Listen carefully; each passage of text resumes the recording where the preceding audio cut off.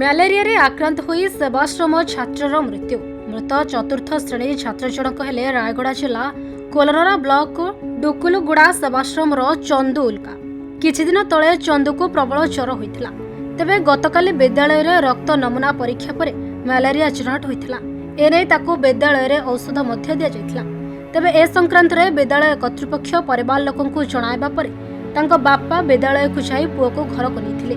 ତେବେ ଘରେ ସ୍ୱାସ୍ଥ୍ୟାବସ୍ଥା ଗୁରୁତର ହେବାରୁ ପରିବାର ଲୋକେ ତାଙ୍କୁ କୋଲନରା ଗୋଷ୍ଠୀ ସ୍ୱାସ୍ଥ୍ୟ କେନ୍ଦ୍ରକୁ ଆଣିଥିଲେ। ତେବେ ଚିକିତ୍ସିତ ଅବସ୍ଥାରେ ଛାତ୍ର ଚନ୍ଦ୍ରୁ ମୃତ୍ୟୁବରଣ କରିଛନ୍ତି। ସବୁଠାରୁ ଆଶ୍ଚର୍ଯ୍ୟ କଥା ହେଉଛି ମୃତ ଶରୀରକୁ ଘରକୁ ନେବା ପାଇଁ ପରିବାର ଲୋକେ ଆମ୍ବୁଲାନ୍ସକୁ ଯୋଗାଯୋଗ କରିଥିଲେ ମଧ୍ୟ ଠିକଣା ସମୟରେ ଆମ୍ବୁଲାନ୍ସ ପହଞ୍ଚି ପାରିନଥିଲା। ତେବେ ଅନ୍ୟ ଉପାୟ ନ ପାଇ ଚନ୍ଦ୍ରୁର ବାପା ରମେଶ ଓଲାକା ବାଇକ୍ ଯୋଗେ ପୁଅର ଶବକୁ ନିଜ ଗାଁ ଲାଲବି ଗ୍ରାମକୁ ନେଇଥିଲେ।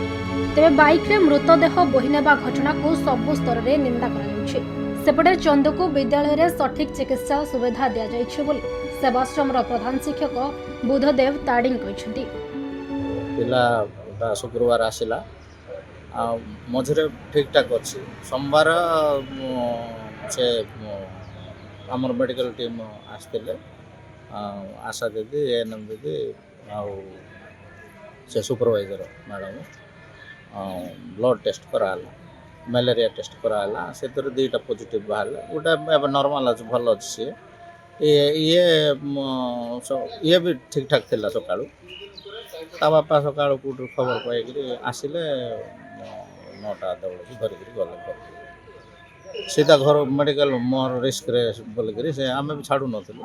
ସେ ନିଜେ ଧରିକିରି ଗଲା, ଲେଖାଲେଖି କରିକିରି ଛାଡ଼ିଛୁ ଆମେ ଆଉ। ରାୟଗଡ଼ାରୁ ବିଜୟ କୁମାର ଦାସଙ୍କ ରିପୋର୍ଟ, ଖବର ଓଡ଼ିଶା।